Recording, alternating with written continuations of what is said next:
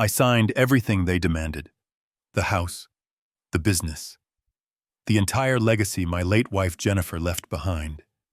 Her daughters Brittany and Courtney smiled as the ink dried on the paper, believing they had just stripped a senile old man of his last dime. They looked at my worn flannel shirt and my calloused hands and saw a victim. But their smiles vanished the second their high-priced lawyer turned pale, dropped the contract onto the mahogany table and whispered, "Oh my God, what have you done?" They thought they were inheriting a fortune. They did not know they were inheriting a debt that would bury them alive. My name is Wallace King, and this is how I taught my stepdaughters that greed is a fatal poison. Before I continue this story of financial ruin and justice, let me know where you are watching from in the comments below. Hit like and subscribe if you have ever had to stand your ground against family members who mistook your kindness for weakness. The rain in Seattle does not wash away grief. It only makes the mud deeper. The gray sky over the evergreen Washelli Memorial Park seemed to weep for Jennifer, but her daughters stood under their black umbrellas with dry eyes and impatient postures. The moment the casket was lowered into the wet earth, the air changed. The priest had barely finished his final amen when Brittany, the eldest, at 32, stepped toward me. She did not offer a hug. She did not offer a hand. She threw a heavy, waterlogged black garbage bag at my feet. It landed with a wet thud in the mud, splashing my dress shoes. "Here are your clothes, Wallace." Brittany's voice was sharp enough to cut glass. "Do not go back to the house. We had the locks changed an hour ago. Hand over the keys to the truck and the gate remote. Now."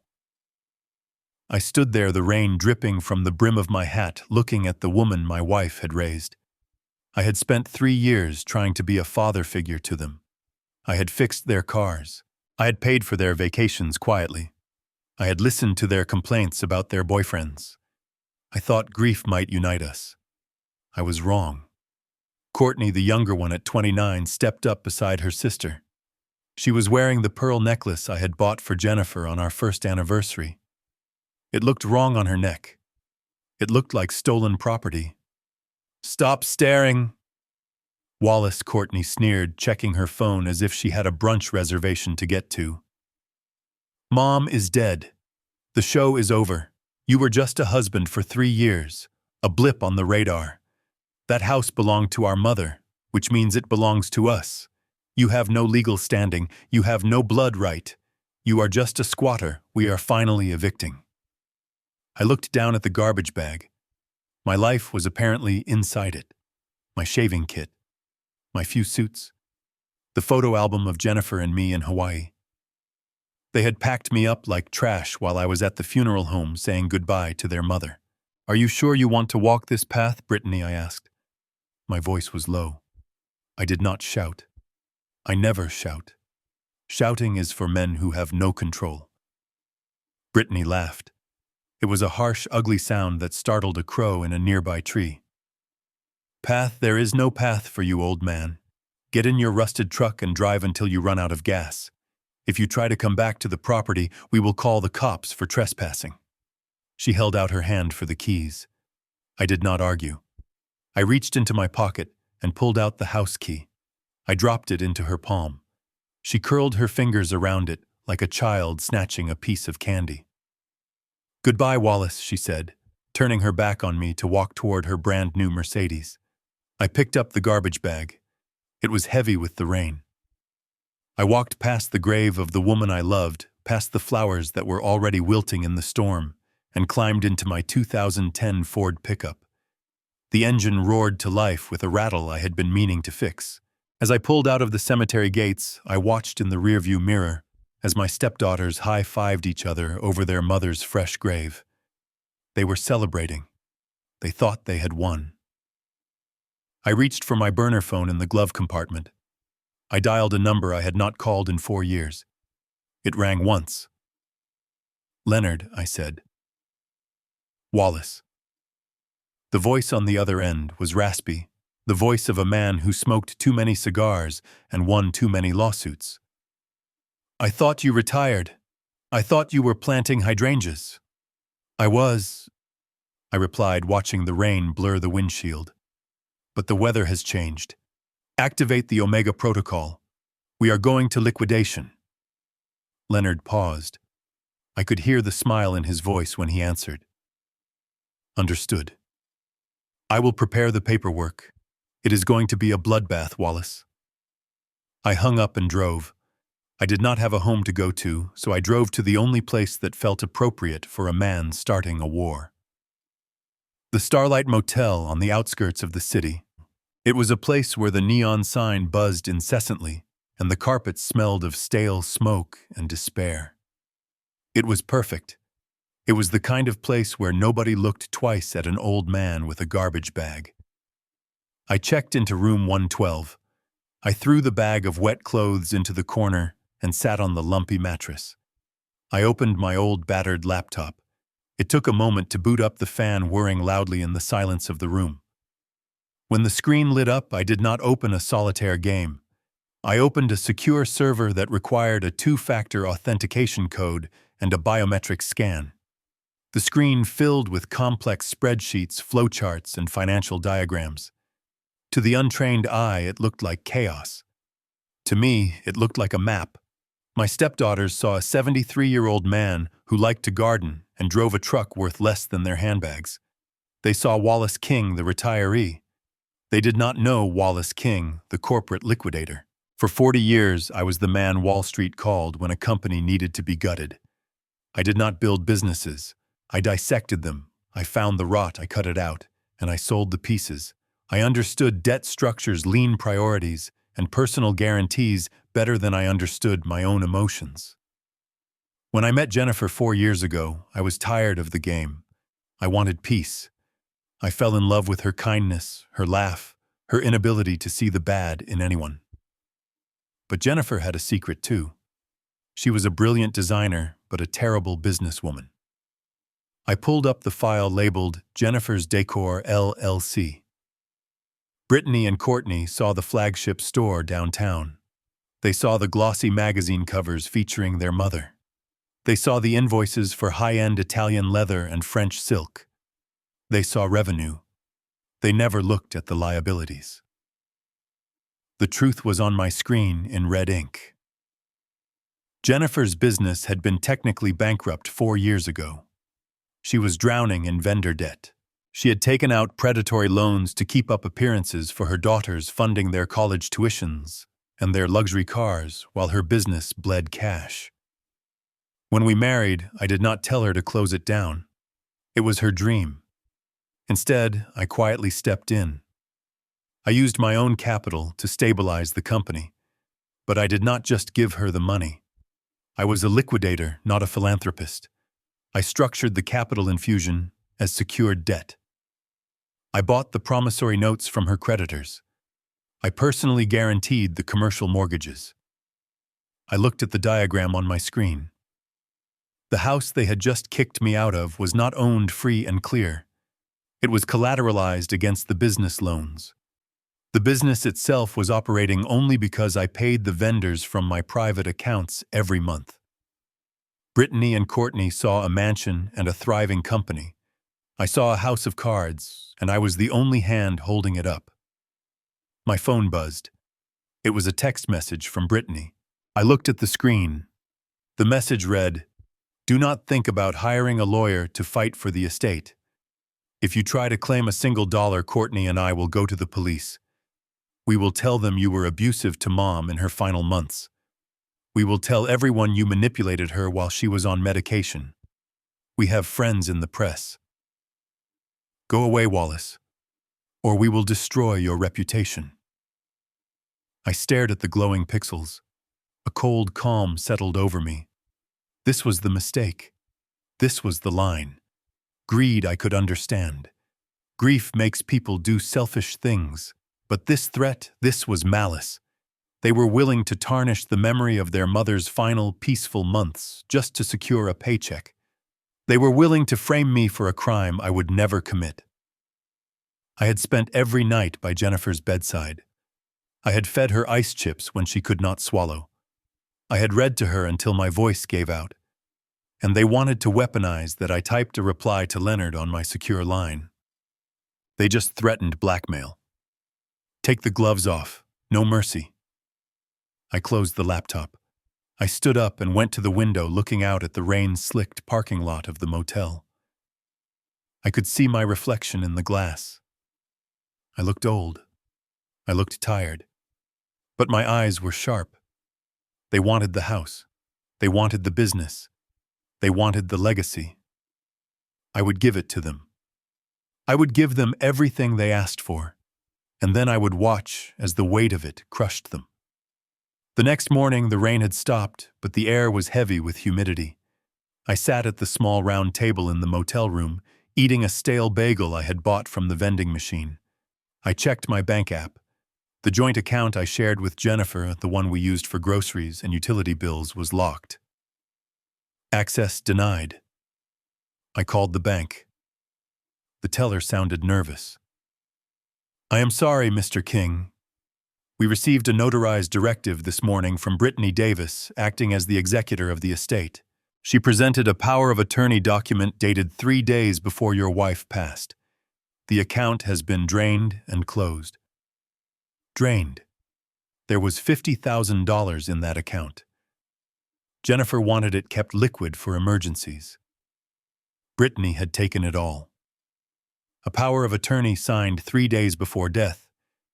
Jennifer was in a morphine-induced haze 3 days before she died. She did not know what day of the week it was, let alone what she was signing. They had forced her hand. They had guided a dying woman's pen to steal cash before her body was even cold. Thank you, I said to the teller. I understand. I hung up. I did not fight it. Fighting it would alert them. I needed them to feel powerful. I needed them to feel invincible. An hour later, a process server knocked on the motel door. He looked surprised to find me in such a dump. He handed me a thick envelope. You have been served, Mr. King. I opened the packet. It was a court order from a lawyer named Mr. Pendergast. I knew Pendergast by reputation. He was a shark in a cheap suit, a man who made his money bullying widows and confusing juries. The document was a motion to remove me from any managerial role at Jennifer's Decor, citing incompetence and mismanagement. They were moving fast. They wanted to cut me out of the business before I could look at the books.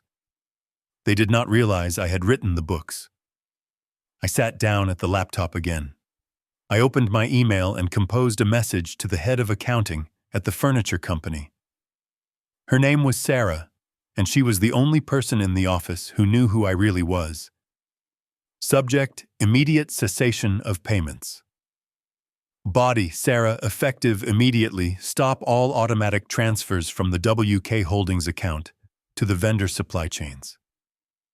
Cancel the scheduled interest payments to the commercial lenders. If the suppliers call asking for payment, direct them to the new management. Do not offer explanations. Just stop the flow. I hit send. That email was the equivalent of cutting the brake lines on a speeding car. For 3 years, my money had covered the gap between Jennifer's spending and her earning. Without my monthly injection of capital, the business would be insolvent in weeks. But Brittany and Courtney did not know that. They only looked at the sales figures. They did not look at the margins. My phone rang. It was Brittany. We know you are at the motel, she said. Her voice was dripping with triumph. Mr. Pendergast says you accepted the court papers. Good. We want to meet. Tonight. At the house. At the house, I asked. Yes. We are going to settle this. Pendergast has drawn up a separation of assets agreement. You sign over your rights to the estate, the business, and the house. In exchange, we will agree not to press charges for the elder abuse. We will let you walk away with your truck and your personal effects. It is a generous offer, Wallace. Take it. I let a long silence hang on the line. I made my voice tremble when I answered. I just want this to be over, Brittany. I don't want to fight you. Good, she said. Be here at 7, and wear something decent. We have guests coming later to celebrate Mom's life, and we don't want you looking like a hobo. I hung up and looked at my reflection. I shaved my face clean. I put on my one good suit, the one I had saved from the garbage bag. It was damp and wrinkled, but it was a bespoke Italian suit I had bought in Milan 10 years ago. It cost more than Brittany's car, but to her it would just look like an old man's church clothes. I drove to the house. My house. The house where I had held Jennifer's hand as she took her last breath. The gate code had been changed, but the gate was left open for me. I parked the truck next to Brittany's Mercedes and Courtney's Porsche. The house was lit up like a Christmas tree. I could see movement inside. I walked to the front door. I did not have to knock. Courtney opened it, holding a glass of champagne. "You're late," she said, stepping aside. The living room was a mess. They had already started redecorating. Jennifer's favorite floral curtains were pulled down, piled in a corner. The antique vase we bought in Paris was gone, replaced by a modern, ugly sculpture. The safe in the study was open and empty. Mr. Pendergast was sitting at the dining room table. He was a sweaty man, with a comb-over and a tie that was too wide. He didn't stand up when I entered. "Sit down," Mr. King Pendergast said, tapping a stack of papers. "Let's make this quick. My clients have been very patient." Brittany walked in from the kitchen. She was eating an apple, chewing loudly. "Sign the papers, Wallace. Then you can go back to your motel and rot." I sat down. I looked at the document. It was titled Voluntary Relinquishment of Estate Rights. It was a legal surrender. It stated that I, Wallace King, knowingly and voluntarily, gave up all claims to the property, the business entities known as Jennifer's Decor, and all future earnings derived from the estate. In exchange, the document stated that the estate would not pursue civil or criminal litigation regarding the treatment of the deceased. It was blackmail on paper. It was disgusting. And it was exactly what I wanted. I looked at Courtney. She was wearing the pearl necklace again, twisting it around her finger. "That was your mother's favorite," I said softly. "It looks better on me," Courtney replied. She was too old for pearls. They made her look washed out. I gripped the pen. My hand shook, not from age, but from the effort of holding back my fury. "If I sign this," I asked, looking at Brittany, "do you promise to leave me alone? Do you promise to never contact me again?" Brittany smirked. "Cross my heart. Just sign the damn paper and vanish, Wallace. We don't want you. We never did." I lowered the pen to the paper. I hesitated. I looked at Pendergast. Is there any liability I should know about?" I asked, playing the confused senior. Pendergast rolled his eyes. "No, Mr. King. You are signing away assets. You are giving up rights. You are walking away clean. It is a gift. Sign it before they change their minds." He was a terrible lawyer. He hadn't done his due diligence. He hadn't run a credit check on the business. He assumed that because the business had cash flow, it had value. He assumed the house was an asset, not a liability. I leaned forward. "I would like to add one small handwritten addendum," I said, "just for my peace of mind." Brittany groaned. "Oh my God. What now?" "Just a sentence," I said. "I wanted to say, the beneficiaries, Brittany Davis and Courtney Davis, agree to accept all assets as is, including all current accounts holdings and existing operational structures, effectively immediately releasing Wallace King from all associated ties." Pendergast read the sentence I wrote on the notepad. He laughed. "That is standard language, Mr. King. It basically means you are firing yourself. It means you can't come back next week and claim you are still the manager." "Fine. Add it. Let's get this over with." He did not know what existing operational structures meant in my world. He thought it meant the keys to the office. I knew it meant the debt covenants.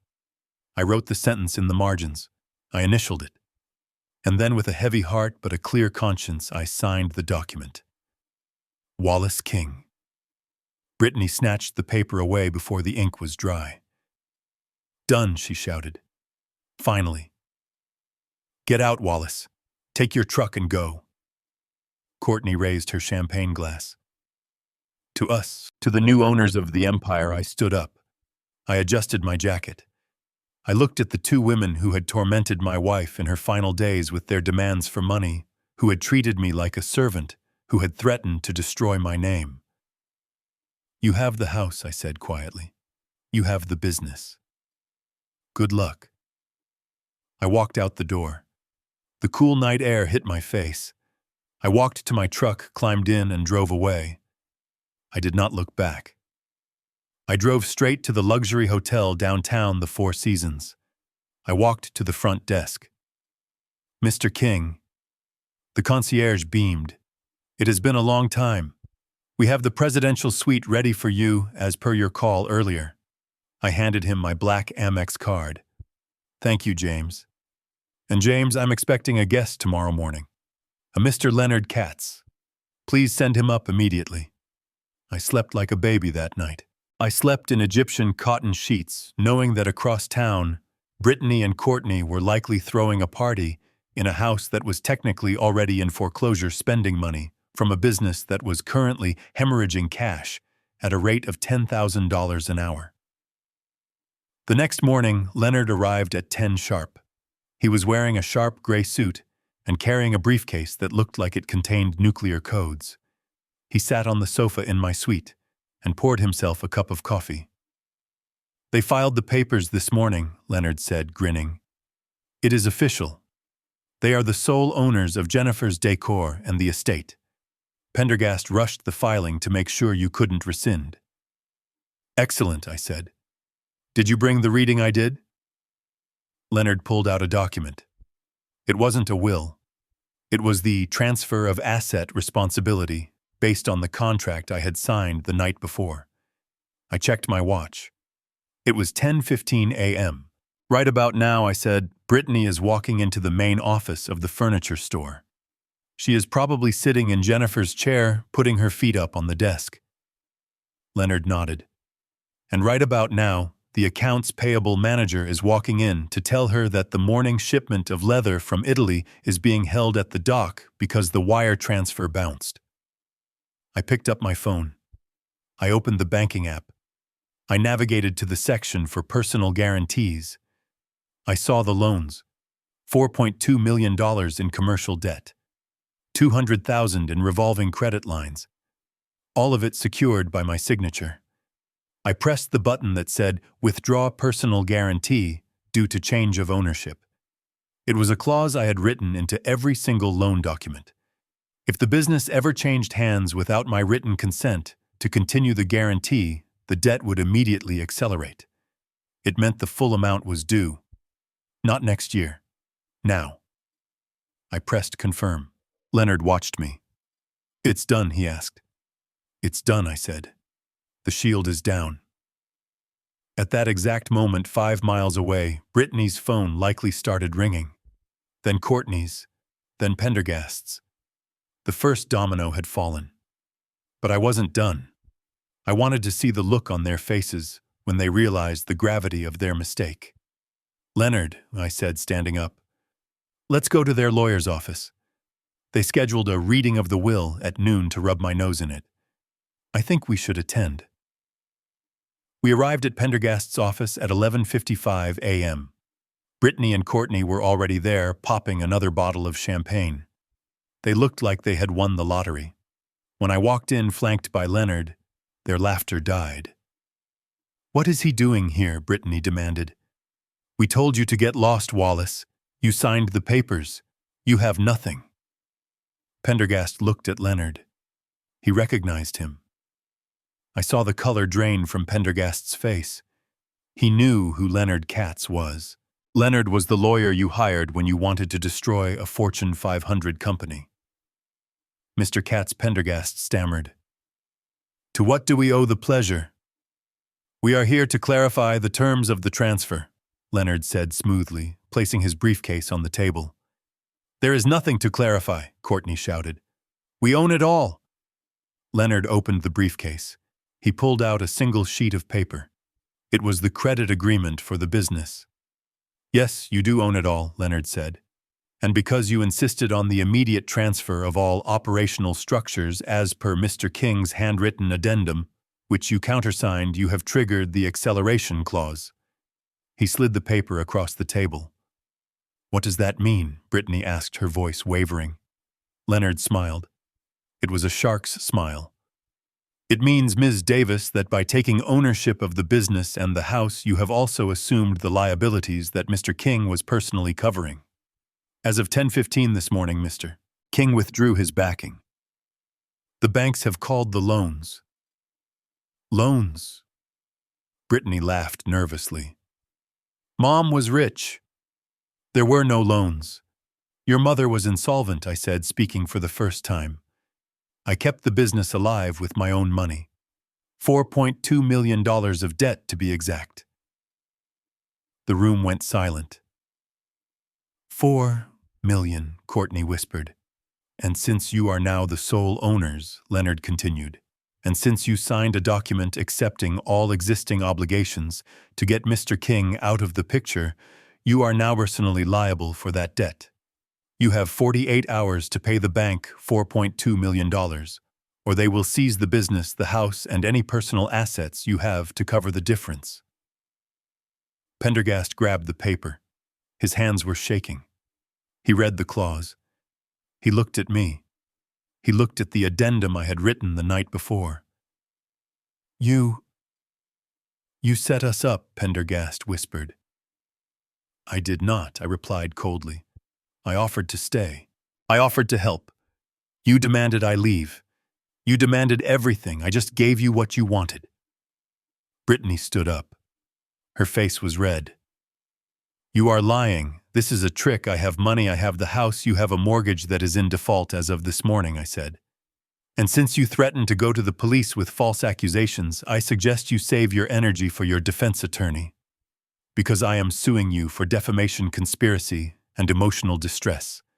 And I have a lot more money than you do to fight it." I stood up. I buttoned my Italian suit. "Enjoy the legacy, girls. It is all yours." I walked out of the office, leaving them screaming in the wake of their own destruction. But the real show was just beginning. The morning sun that filtered through the thin, stained curtains of the Starlight Motel did not bring warmth. It brought a notification on my phone that hit me harder than the eviction. I sat on the edge of the lumpy mattress, my back stiff from the cheap springs, and stared at the banking app open on my screen. The joint checking account, the one Jennifer and I had used for 3 years to manage the household expenses, the one that held $50,000 intended for her medical bills and emergency contingencies, read 0. It was not just empty, it was overdrawn. I tapped the transaction history with a thumb that remained steady despite the rage boiling in my gut. The withdrawal had happened at 9:01 in the morning, the second the bank doors opened. A counter withdrawal. Cash. I dialed the bank immediately. The voice on the other end was cheerful, a young teller who had no idea she was speaking to a man who used to liquidate assets for a living. I asked who authorized the transaction. "It was a legal withdrawal, Mr. King," she chirped. "Miss Brittany Davis presented a durable power of attorney signed by your late wife. We have a copy on file. It grants her full access to all joint and individual accounts." I asked for the date on the document. "Let me see," she said, humming as she typed. "Here it is. It was signed and notarized 4 days ago." 4 days ago. I hung up the phone without saying another word. 4 days ago, Jennifer was in a medically induced coma. The hospice nurses were administering high doses of morphine every 4 hours to manage her pain. She could not lift a spoon to feed herself, let alone hold a pen to sign away her life savings. They had forged it. Or worse, they had guided a dying woman's limp hand across a piece of paper while she was unconscious with a notary they had likely bribed or tricked standing witness. This was not just greed. This was a felony. They had stolen $50,000, but the money was irrelevant to me. What mattered was the disrespect. They had violated the sanctity of their mother's final hours to secure a payday. I stood up and paced the small room. The carpet smelled of stale cigarettes and regret. Brittany and Courtney were not just spoiled children. They were predators. And like all predators who have never been hunted, they were careless. A heavy knock on the motel door interrupted my thoughts. I checked the peephole. It was a man in a windbreaker holding a thick manila envelope. A process server. I opened the door. "Wallace King," he asked, looking at my wrinkled shirt with a sneer. I took the envelope. He turned and walked away before I could even close the door. I sat back down at the wobbly table and ripped open the package. It was a court order drafted by Mr. Pendergast, the family lawyer Brittany had hired. I scanned the legalese. It was a masterpiece of arrogance. Emergency motion for removal of director. The document claimed that I, Wallace King, had demonstrated gross negligence and incompetence in the management of Jennifer's Decor, LLC. It cited falling revenue, lack of modernization, and failure to secure new vendor contracts. It demanded my immediate resignation from all operational roles and barred me from entering the corporate offices or contacting employees. They were firing me. They were kicking me out of the company I had secretly saved from bankruptcy. I laughed. It was a dry, humorless sound that echoed off the peeling wallpaper. They accused me of incompetence. They looked at the balance sheets and saw red, assuming it was my fault. They did not understand that the only reason the company existed was because I was personally covering the bleeding. They wanted me gone so they could take the reins of a carriage that was already careening off a cliff. They thought this court order was a sword. They did not realize they were cutting their own parachute. I did not call a lawyer to contest the motion. I did not file a countersuit. I did not scream. I opened my laptop and logged into my secure email server. I found the contact for Sarah, the head accountant at Jennifer's Decor. Sarah was a sharp woman, a single mother who worked hard and kept her head down. She was the only person in the entire company who knew the truth about the finances, because she was the one who processed my personal checks every month to pay the Italian leather suppliers and the shipping logistics firms. I typed the subject line Directive Omega. "Sarah," I wrote, "you will likely receive a court order today removing me from the company. Do not fight it. Cooperate with Brittany and Courtney fully. Give them the passwords. Give them the keys. However effective immediately you are to cease all automatic transfers from my private holding company King Capital to the vendor accounts. Cancel the standing orders for the warehouse lease payments. Stop the interest payments on the commercial line of credit that I personally guaranteed." I paused, my fingers hovering over the keys. I added one last line. "If the suppliers call asking why the checks have stopped, direct them to the new management. Do not offer explanations. Just tell them Mr. King is no longer the payer." I hit send. I sat back and watched the screen. That email was the death knell of Jennifer's Decor. For 3 years, I had injected $12,000 a month into the business to keep the lights on and the inventory moving. I paid for the high-end marketing campaigns that Brittany loved to brag about on Instagram. I paid for the first-class flights Courtney took to buyer shows in Paris. By sending that email, I had just turned off the oxygen. The fallout would not be immediate. It would take a few days. The checks I had sent last week would clear. The lights would stay on for a little while longer. But the next billing cycle was in 48 hours. The warehouse lease was due on the 1st of the month. The Italian suppliers who demanded payment up front because of Jennifer's past credit history would stop shipping the moment the wire transfer failed. Brittany and Courtney believed they had just seized an empire. In reality, they had just locked themselves inside a burning building and thrown away the key. I checked my watch. It was nearing noon. My stomach growled, reminding me that I hadn't eaten a real meal since the funeral. I put on my jacket and walked out of the motel room. The air was thick with the threat of rain typical for Seattle. I walked to a diner down the street. I ordered coffee and eggs.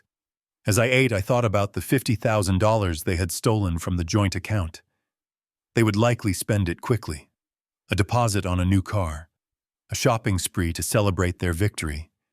They would burn through it before they realized that the $50,000 was the only real cash the estate had left. My phone buzzed again. It was a notification from the security system at the main house. I still had access to the app on my phone. They hadn't thought to change the digital master codes yet. I watched the live feed. Brittany was walking through the living room with an appraiser. She was pointing at the furniture, at the art on the walls. She was already liquidating the assets. "Sell it all," I heard her say through the tiny microphone in the camera. "We want to remodel. Get rid of his old chair. Get rid of those dusty books. We want everything modern." She was selling the chair I sat in to read to her mother. She was selling the books Jennifer had collected for 30 years. I closed the app. Pain flared in my chest, hot and sharp. That chair was where Jennifer and I had planned our trip to Italy. That library was her sanctuary. They were erasing us. But anger is a useless emotion if it isn't channeled. I took a sip of the bitter diner coffee. Let them sell the furniture. Let them strip the house to the studs. The house was leveraged to the hilt. The mortgage I held on the property had a cross-default clause. If the business defaulted on its payments, the house would be called as collateral. By firing me, they had triggered the business default. By selling the furniture, they were just rearranging deck chairs on the Titanic. I finished my meal and paid with cash. I walked back to the motel, my steps slow and deliberate. I was not a man in a hurry. The trap was set. The bait was taken. Now all I had to do was wait for the snap. When I got back to the room, there was a voicemail from Pendergast. "Mr. King," the voice said, oozing with condescension, "we trust you have received the court order. Do not attempt to enter the premises of Jennifer's decor. If you are seen on the property, security will be called. We are conducting a forensic audit of the books to determine the extent of your mismanagement. We expect you to cooperate." A forensic audit. I almost laughed out loud. Pendergast was going to look at the books and find nothing. He would find zero revenue to support the expenses. He would find a black hole where the money should be. He would look for the embezzlement he was so sure I committed, and instead he would find the millions of dollars of my own money I had poured into the company to keep it afloat. He was going to audit himself into a heart attack. I sat down on the bed and waited. The sun began to set, casting long shadows across the stained carpet. I was alone, without a home, without a wife, and without a family. But I was not powerless. Tomorrow, the rent for the showroom downtown would be due. Tomorrow, the automatic payment from my account would not arrive. Tomorrow, the landlord, a man named Mr. Henderson, who had no patience for late payments, would make a phone call. And when Brittany answered that phone thinking she was the queen of the world, she would hear the first crack of thunder in the storm I had summoned. I lay down on the bed, staring at the ceiling fan spinning lazily above me. I closed my eyes and whispered a promise to the memory of my wife. I tried to save them, Jen. I tried to protect them from themselves. But they chose this. They chose the money over the man. Now let them see what the money really costs. The drive back to the house felt like a funeral procession of one. My old Ford pickup rattled over the cobblestones of the driveway, the headlights cutting through the evening mist to reveal the home I had shared with Jennifer. It was a beautiful structure, a sprawling colonial estate that I had quietly refinanced 3 times to keep the roof from leaking and the foundation from cracking. To Brittany and Courtney, it was a palace. To me, it was a line item on a balance sheet that was bleeding red ink. I parked behind Brittany's Mercedes. The house was blazing with light, every window glowing, as if they were hosting a gala. I checked my reflection in the rearview mirror. I looked tired. My eyes were rimmed with red, my shoulders slumped in my cheap jacket. It was the perfect costume. I needed to look like a beaten dog, ready to roll over. I walked to the front door. I did not have a key anymore, so I knocked. The sound echoed hollow and heavy. Courtney opened the door. She was holding a glass of wine, her face flushed with the kind of excitement that comes from greed. She didn't greet me. She just stepped back and waved her hand, a gesture of dismissal, before I had even entered. "You are late, Wallace," she said, taking a sip of her wine. "Pendergast charges by the hour. You are wasting our inheritance." I stepped inside. The air in the hallway was thick, but it didn't smell like Jennifer anymore. The scent of her lavender potpourri was gone, replaced by the sharp chemical tang of expensive perfume and stale champagne. The house was a wreck. It had only been 24 hours since they kicked me out, but the looting had already begun. The antique hallway runner was rolled up and leaned against the wall. There were price tags on the lamps. In the living room, boxes were stacked high, labeled donation and trash. I saw Jennifer's collection of porcelain figurines, pieces she had loved since she was a girl, dumped haphazardly into a cardboard box marked for Goodwill. My heart hammered against my ribs, a slow, heavy rhythm of rage. I forced my hands to tremble as I took off my hat. "I came as soon as I could," I said, keeping my voice thin and raspy. The traffic was bad. I walked into the dining room. Mr. Pendergast was there, sitting at the head of the table like a king holding court. He had a sheen of sweat on his forehead and a plate of half-eaten hors d'oeuvres in front of him. Brittany was pacing by the sideboard, scrolling on her phone. When she saw me, she stopped. Her eyes narrowed. "Sit down, Wallace. Let's get this over with. We have a buyer coming for the piano in an hour." I looked at the baby grand piano in the corner. Jennifer used to play it on Sunday mornings. It was out of tune, and the wood was warped from humidity, but to me, it was priceless. To Brittany, it was just lumber. I pulled out a chair and sat. The wood creaked. Pendergast slid a thick document across the polished mahogany table. "Mr. King," he began, his voice oily and condescending, "we have drawn up a final settlement agreement. My clients are willing to be generous. We are offering you a clean break." I looked at the document. The title was bold and aggressive: Voluntary Relinquishment of Assets and Liability Waiver. "What does this mean?" I asked, squinting at the text as if the words were blurring. "It means you sign over everything," Brittany snapped. "You sign over your claim to the house. You sign over any rights to Mom's business. You agree that you have no stake in the estate. In exchange, we agree not to sue you." "Sue me?" I asked, letting my mouth hang open slightly. "For what? For misappropriation of funds," Pendergast said, tapping the table with a manicured finger. "We have reason to believe you were siphoning money from Jennifer's decor for your own personal use. We have seen the transfers, thousands of dollars moving out of the business accounts." I almost laughed. Those transfers were reimbursements for the personal loans I had floated the company. They were seeing money leaving and assuming theft, not realizing it was a fraction of the capital I had put in. They were looking at a sinking ship and blaming the man bailing out the water. And Courtney added, "Walking into the room, we won't press charges for elder abuse." I froze. I looked at her. She was leaning against the doorframe, smirking. And then I saw it. Around her neck, resting against her black silk blouse, was a string of pearls. They were South Sea pearls, creamy and lustrous with a diamond clasp. I had bought them for Jennifer on our first anniversary. I had flown to Kyoto to hand-pick them. Jennifer had worn them only on special occasions, treating them like holy relics. She had asked to be buried in them. But when the mortician asked for the jewelry, the box was empty. Courtney saw me staring. She reached up and twirled the strand around her finger. "Do you like them?" she asked, her voice dripping with malice. "Mom never wore them right. She was too old. Pearls need youth to really shine. They look better on me than they ever did on her. Or you." The disrespect was physical. It felt like a slap.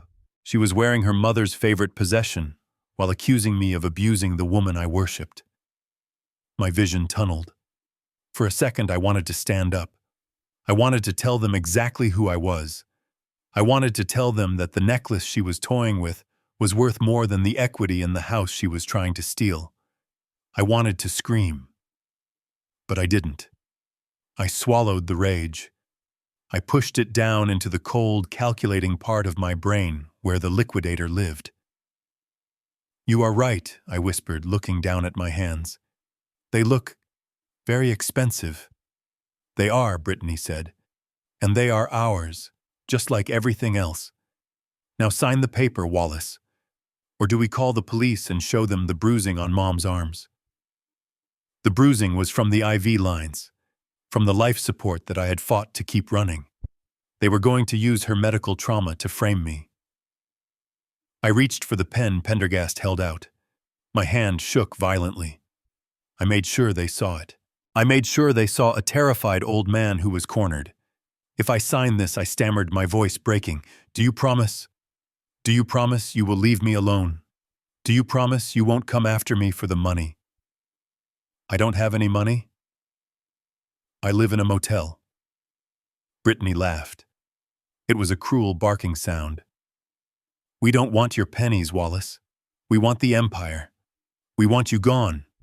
Sign it, and we will never speak to you again. We will pretend you never existed." I looked at the document. I flipped to the signature page. I need to read it first," I said. Pendergast sighed, checking his watch. "Make it fast. I bill in 15-minute increments." I pretended to read. In reality, I was scanning for one specific clause. I needed the language to be absolute. I needed them to accept full, immediate, and irrevocable ownership. I found it on page 4. The beneficiaries accept all assets, tangible and intangible, associated with the estate and the business entity, known as Jennifer's Decor, LLC. It was good, but it wasn't enough. It left wiggle room. If the business collapsed, they could argue they hadn't formally taken control of the operations yet. They could argue I was still the director of record. "I need to add something," I said, looking up. Brittany groaned. "Oh my God, Wallace, just sign it. I want to be sure," I said, my voice trembling. "I want to be sure I am not responsible anymore. I don't want to get a call about a broken window or a tax bill. I want to be completely out." "Can I write that in?" Pendergast rolled his eyes. He grabbed the document and scribbled a line at the bottom. "Wallace King is hereby released from all operational duties and liabilities." I shook my head. "No," I said. "That's not enough. I want you to write that you accept the structures, the way the business runs. I don't want you coming back to me saying I ran it wrong. I want you to accept it exactly as it is today." Pendergast looked at me like I was an idiot. He thought I was covering my tracks for incompetence. He thought I was afraid of being sued for bad management. "Fine," he spat. He wrote a new sentence in the margin. "The beneficiaries agree to accept immediate transfer of all operational structures, accounts, and existing financial frameworks. Effective upon signature holding. Wallace King harmless for future solvency." He pushed the paper back to me. "Is that better? Does that make you feel safe, old man?" I looked at the words. Existing financial frameworks. That was the key. That phrase locked them into the debt covenants. It meant they were accepting the loans, the lines of credit, and the personal guarantees attached to the business structure. They were accepting the bomb, and they were agreeing to hold the detonator. "Yes," I said softly. "That makes me feel safe." I picked up the pen. I hesitated one last time. I looked at Courtney playing with the pearls. I looked at Brittany tapping her foot impatiently. I looked at the empty space where Jennifer's photo used to hang. "You are sure?" I asked. "You want all of it. We want all of it," Brittany hissed. "Every brick, every dollar, every contract." I put the pen to the paper. I signed my name. It was a shaky, jagged signature, not the crisp, authoritative autograph I used on Wall Street. It was the signature of a victim. I pushed the paper across the table. Pendergast snatched it up. He stamped it with his notary seal. Thump, thump. Done, he said, grinning. Brittany grabbed the document and held it to her chest like a prize. Finally, she said. Courtney raised her glass. To us, she said. To the future. I stood up slowly. I buttoned my jacket. Can I take one thing, I asked? Brittany glared at me. What, the photo album, I said. The one from the funeral. You put it in the trash bag, but it got wet. I just want the picture of your mother from our wedding day. Courtney laughed. Oh, Wallace. That went in the dumpster yesterday. We are cleaning house. We don't want reminders of Mom's mistakes. The dumpster. I looked at them. I etched this moment into my memory. The cruelty, the arrogance, the absolute lack of humanity. Okay, I said. I turned and walked toward the door. Hey, Wallace, Brittany called out. I stopped my hand on the doorknob.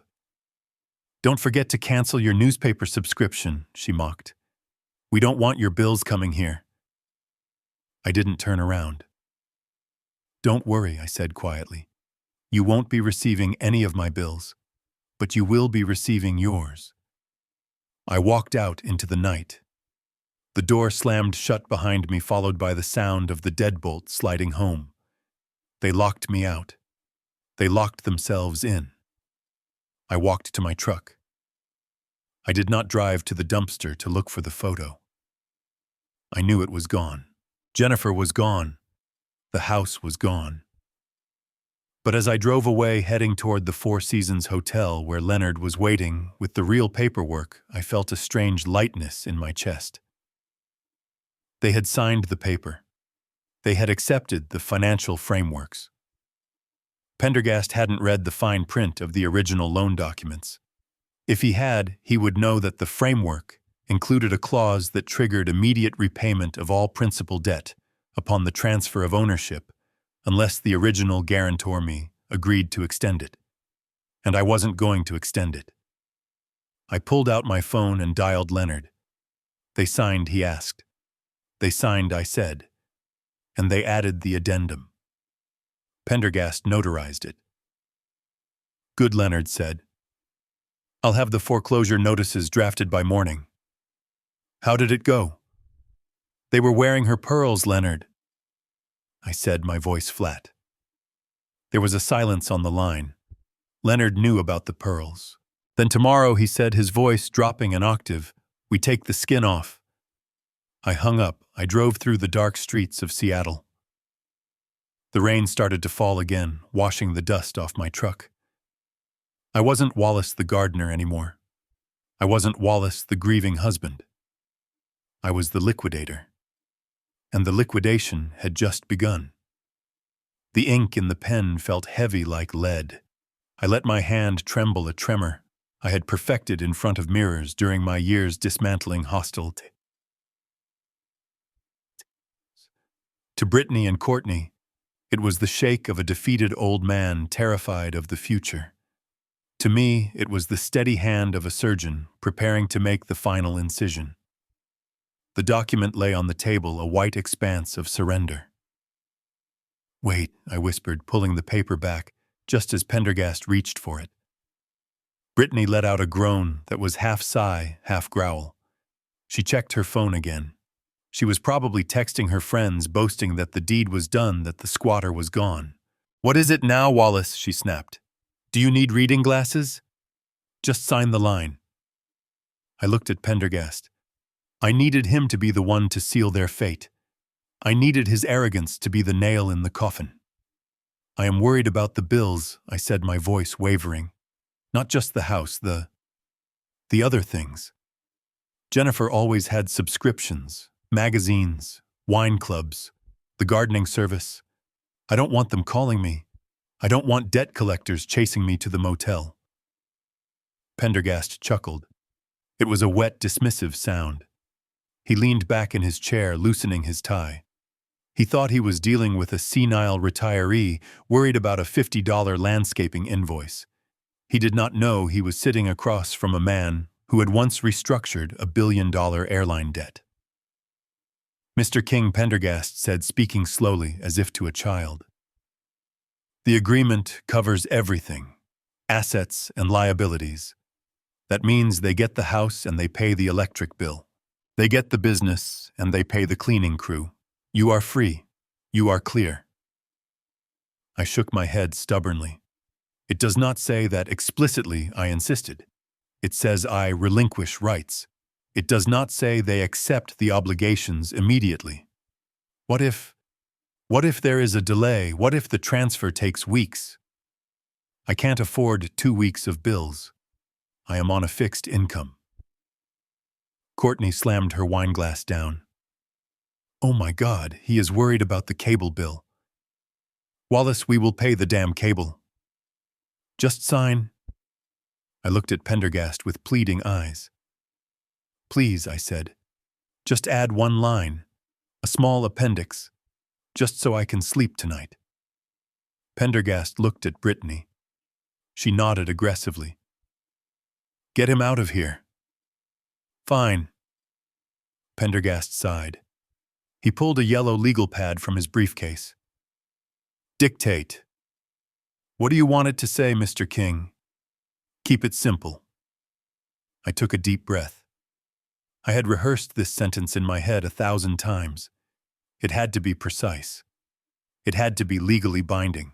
And it had to sound innocent enough to slip past a lazy lawyer who was thinking about his dinner reservation. Write this, I said. The receiving party. Brittany and Courtney Davis agrees to accept total possession of all existing assets and all accompanying obligations, immediately granting Wallace King full exemption from any financial or operational responsibility from this moment forward. Pendergast scribbled it down. He read it back, frowning slightly at the word obligations. Accompanying obligations, he muttered. That is broad, Wallace. That could mean anything. I shrugged, looking small in my oversized chair. I just mean the bills, I said. The water, the heat, the inventory orders Jennifer placed last week. I don't know how much they are. I just don't want to be liable if a check bounces. Pendergast laughed. He looked at Brittany. He is worried about inventory checks. Ms. Davis, are you willing to accept responsibility for the current utility bills and pending orders? Brittany waved her hand dismissively. Yes, yes. Mom's business makes millions. We can handle a few invoices. Add the line. Let's go. Pendergast typed the sentence into his laptop, printed a fresh page, and stapled it to the back of the agreement. He didn't check the corporate credit lines. He didn't pull the lien report. He didn't ask what accompanying obligations might be attached to the existing assets. He assumed assets meant money. He didn't realize that in the corporate world, an asset can be underwater. He didn't realize that a business is not just a store full of furniture. It is a legal entity that can owe more than it owns. He slid the new document toward me. Here, he said. Paragraph C, subsection 4. Beneficiaries accept all assets and accompanying obligations immediately. Happy now, I read the line. It was perfect. By accepting the obligations immediately, they were bypassing the standard grace period for loan restructuring. They were stepping into my shoes as the guarantor. And since I was simultaneously withdrawing my personal backing, they were stepping into shoes that were about to be filled with concrete and thrown into the ocean. Yes, I said softly. I am happy. I picked up the pen. I signed my name. Wallace King. Pendergast notarized it instantly. He stamped the seal with a heavy thud that sounded like a gavel sentencing them to poverty. Congratulations, ladies, Pendergast said, handing them the folder. You are now the sole owners of Jennifer's Decor and the King estate. Brittany grabbed the folder. She looked at me with a sneer that twisted her beautiful face into something ugly. Finally, she said, Get out. I stood up. My knees popped. I buttoned my cheap jacket. I looked at the room one last time. I looked at the pearls around Courtney's neck. I looked at the champagne glasses. You have the keys, Brittany demanded. I reached into my pocket and pulled out the key ring, the house key, the office key, the warehouse key. I placed them gently on the table. They are all yours, I said. I walked to the door. No one walked me out. I heard the cork of another champagne bottle pop as I stepped onto the porch. I walked to my truck in the dark. The rain had started again, a light Seattle drizzle that chilled the bone. But I didn't feel the cold. I felt a fire in my belly. I sat in the driver's seat and looked back at the house.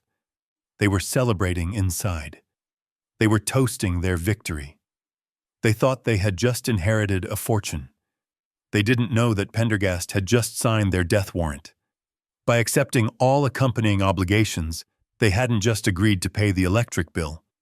They had legally assumed responsibility for the $4.2 million in secured commercial debt that I had personally guaranteed. And the moment I drove away, I was going to make the call that would call that debt due. Pendergast's mistake was fatal. He saw a confused old man. He didn't see the liquidator. He didn't check the liabilities. He let his clients sign a blank check to the Bank of Karma. I put the truck in gear. I drove down the long driveway, leaving the lights and the laughter behind. I was going back to the Four Seasons. I had a meeting with Leonard in the morning. And when the sun rose, the eviction notice wouldn't be on my door. It would be on theirs. The morning sun reflected off the gleaming glass tower where Pendergast had his office. I had slept well at the Four Seasons, a stark contrast to the previous nights at the Starlight Motel. I was wearing my best suit, not the rumpled one I had worn to the house the night before, but a charcoal gray Tom Ford that fit perfectly. I had shaved and my shoes were polished to a mirror shine. I looked like Wallace King, the liquidator, not Wallace, the gardener. Leonard met me in the lobby. He was carrying a briefcase that looked heavy enough to contain gold bars. "Ready?" he asked, his eyes twinkling with anticipation. "Ready," I said. We took the elevator to the penthouse floor. Pendergast's receptionist looked at us with confusion. We didn't have an appointment, but Leonard flashed a card that made her pick up the phone immediately. When we walked into the conference room, the party was already underway. Brittany and Courtney were there, surrounded by shopping bags from high-end boutiques. They were drinking mimosas, laughing loudly. Pendergast was sitting at the head of the table, looking smug. When they saw me, the laughter died instantly. "What are you doing here?" Brittany demanded, standing up. "We told you to get lost. You signed the papers. You have no business here." Pendergast stood up, adjusting his tie. "Mr. King, this is highly irregular. If you are here to beg for more time to move your things, the answer is no." Leonard stepped forward. He didn't introduce himself. He just placed his briefcase on the table with a heavy thud. "We are not here to beg, Mr. Pendergast," Leonard said, his voice smooth and dangerous. "We are here to clarify the terms of the transfer." "Transfer?" Pendergast scoffed. "The transfer is done. My clients own everything." Leonard opened the briefcase. He pulled out a single document. It was the agreement I had signed the night before with the handwritten addendum Pendergast had so carelessly notarized. "Yes, they do," Leonard said. "And because they insisted on the immediate transfer of all operational structures as per Mr. King's handwritten addendum, which you countersigned, we are here to formally hand over the liabilities." "Liabilities?" Courtney asked, her mimosa glass pausing halfway to her lips. Leonard pulled out another document. This one was thicker. It was bound in a blue folder with the logo of a major commercial bank. "Mr. Pendergast," Leonard said, sliding the folder across the table. "I believe you failed to conduct a lien search on Jennifer's Decor LLC before advising your clients to accept full ownership." Pendergast picked up the folder. His hands started to shake as he read the title page. "This This says there is a commercial loan, he stammered. Not a loan, Leonard corrected. Loans, plural. $4.2 million in secured commercial debt, to be exact, plus $200,000 in revolving credit lines. $4 million, Brittany shrieked. You are lying. Mom was rich. The business makes millions. Your mother's business had revenue, Leonard said calmly. But it had no profit. For the last 3 years, the only reason the doors stayed open was because Mr. King personally guaranteed the debt.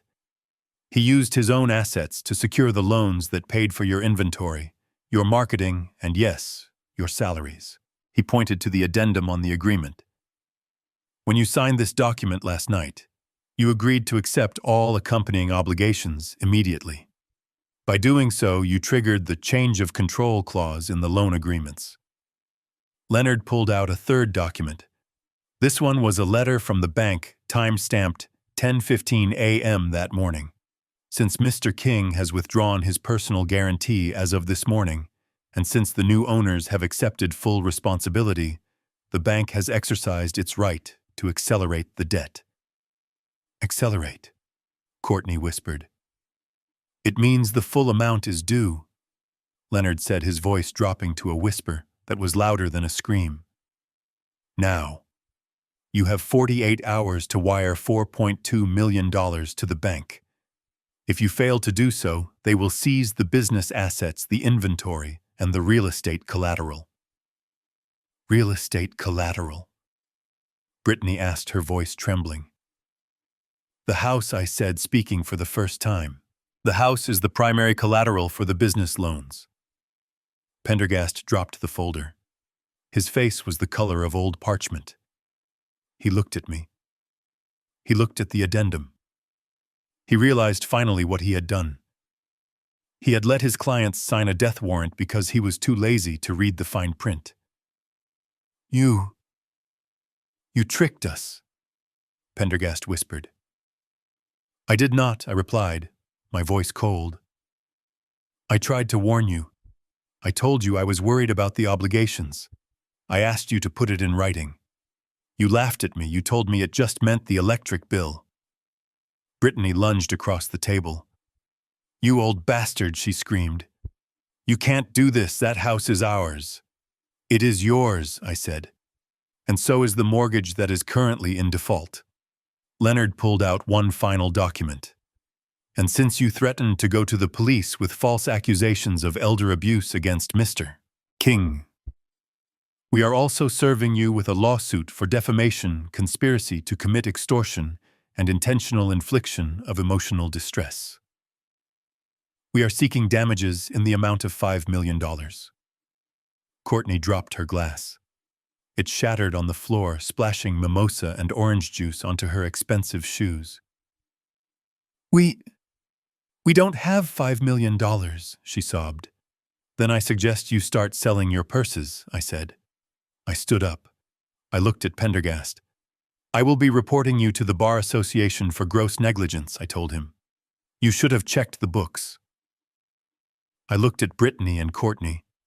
They were pale, shaking, their arrogance completely evaporated. They looked like what they were, two children who had played with matches and burned down their own house. Enjoy the legacy, I said. I turned and walked out of the office, Leonard right behind me. We didn't look back. We didn't have to. The sound of their screaming was music enough. As we walked down the hall to the elevator, Leonard chuckled. That was brutal, Wallace. Even for you. They wanted everything I said, pressing the elevator button. I just gave them what they asked for. The elevator doors opened. We stepped inside. As the doors closed, shutting out the sound of their panic, I felt a sense of peace I hadn't felt since Jennifer died. The storm had broken, and I was dry. The elevator ride down from the penthouse of the Pendergast law firm took exactly 45 seconds. In that short span of time, I destroyed the financial future of my stepdaughters. I did not use a gun. I did not use a bomb. I used a banking app on my smartphone. I stood in the corner of the elevator car, the stainless steel reflecting my tailored suit. I pulled my phone from my pocket. The screen brightness was low, but the red button on the interface seemed to pulse. It was the master control for the commercial lending portal of First Sovereign Bank. I had set up the account years ago with a specific failsafe. It was a digital kill switch designed for corporate restructuring, but today it was a weapon of war. I navigated to the section labeled Guarantor Protocols. Under the file for Jennifer's Decor LLC, my name was listed as the primary surety. Next to it was a status bar that read Active. I tapped the menu. I selected the option for immediate withdrawal of support. A warning box popped up. Warning: withdrawing personal guarantee will trigger immediate acceleration of all outstanding principal. Default interest rates of 18% will apply. Are you sure I didn't hesitate? I thought about the garbage bag in the mud. I thought about the pearl necklace around Courtney's neck. I thought about the eviction notice they had taped to my door. I pressed confirm. Authentication required. I held the phone to my face. The biometric scanner read my retina. Processing. Success. Personal guarantee withdrawn. Notice of default sent. The doors opened into the lobby. I walked out into the gray Seattle afternoon. I took a deep breath of the damp air. It tasted clean. It tasted like justice. 500 feet above me in the glass-walled conference room I had just vacated, the first domino was already tipping over. I imagined the scene with the precision of a man who had orchestrated hundreds of bankruptcies. Brittany was probably still screaming at Pendergast, her face flushed with rage. Courtney was likely trying to clean the mimosa off her shoes. They were focused on the lawsuit threat. They were focused on the $5 million I was demanding for defamation. They didn't know the real threat was vibrating in Brittany's Gucci handbag. Her phone buzzed. She ignored it. It buzzed again. A persistent long vibration that meant a priority notification. She would pull it out, annoyed. She would see the logo of her personal bank. Maybe she thought it was a deposit notification. Maybe she thought her trust fund dividend had cleared early. She unlocked the screen. Alert. Account frozen. I walked to my truck, moving with a leisurely pace. I knew exactly what was happening. When Pendergast filed the transfer of ownership papers that morning, he linked Brittany's social security number to the business tax ID. It was standard procedure, but because I had just pulled my backing, the bank's algorithm immediately scanned for new assets to secure the $4 million hole I had left behind. It found Brittany's personal savings. It found her investment portfolio. It found the checking account she used to pay for her yoga classes and her lattes. And it locked them all. Up in the tower, Brittany was staring at her phone. She tapped the screen frantically. Access denied. Contact Risk Management Department immediately. I imagined her voice shrill and panicked. What is going on? Why isn't my Face ID working? She would call the number. She would get a risk officer named Mr. Sterling. Sterling was a cold man. I knew him. We played golf, Mrs. Davis Sterling would say. We have received notice of a default on the commercial loans for Jennifer's Decor. As the new owner of record and pursuant to the right of offset clause in your account agreement, we have placed a temporary hold on your personal assets to cover the interest payment that was due at noon today. But that is my money, Brittany would scream. That has nothing to do with the business. It has everything to do with the business, Ms. Davis. You signed a universal liability waiver. Your assets are now the bank's assets until the debt is satisfied. I unlocked my truck and climbed in. I didn't start the engine yet. I wanted to check the second phase of the demolition. I checked my email. Sarah, the accountant, had followed my instructions perfectly. She had stopped the automatic vendor payments at 9 a.m. The timing was impeccable. The Italian leather supplier, a man named Marco, who ran a tannery in Florence, had a standing order to ship $50,000 worth of high-grade hides every Tuesday. But Marco was old school. He didn't ship until the wire hit his bank. The wire hadn't hit. Courtney's phone was the next to ring. It wasn't a bank. It was the showroom manager, a nervous woman named Linda, who was terrified of Brittany. I could picture Courtney answering, annoyed that her victory party was being interrupted again. "What is it, Linda? We are in a meeting." Ms. Davis. Linda would be stammering. "The trucking company is here, with the inventory for the fall collection, the sofas, the dining sets, the lamps. So, let them in. They won't unload, Ms. Davis. The driver says the shipping invoice was flagged. The logistics company canceled our credit line this morning. They are demanding payment." "Payment? Just tell them to bill us. We have 30-day terms." "No, ma'am. The driver says the terms were revoked an hour ago. He says he needs a cashier's check for $200,000 right now, or he is turning the trucks around and taking the inventory back to the depot. And he says there is a restocking fee of 20%. $200,000. Courtney would look at Brittany. Brittany would look at Pendergast. Pendergast would look at the floor. They didn't have $200,000. Brittany's accounts were frozen. The business account had been drained by the automatic payroll deduction that went out at midnight. Another little detail I had neglected to mention. The business was cash poor. It had always been cash poor. I was the liquidity. "Tell him to wait." Courtney would shout. "Tell him my mother owned this company." The driver didn't care about her mother. The driver cared about his manifest. He would wait 10 minutes, then he would close the bay doors and drive away, taking the entire fall revenue stream with him. I started the truck. The engine rumbled a comforting sound. I put it in gear and pulled out of the parking garage. I merged into the downtown traffic heading toward the highway. I had one more stop to make before I returned to my hotel sanctuary. I drove to the mansion. I didn't go in. I couldn't. The locks were changed, remember? But I didn't need to go in. I parked on the street just outside the wrought iron gates. The house looked imposing in the gray light.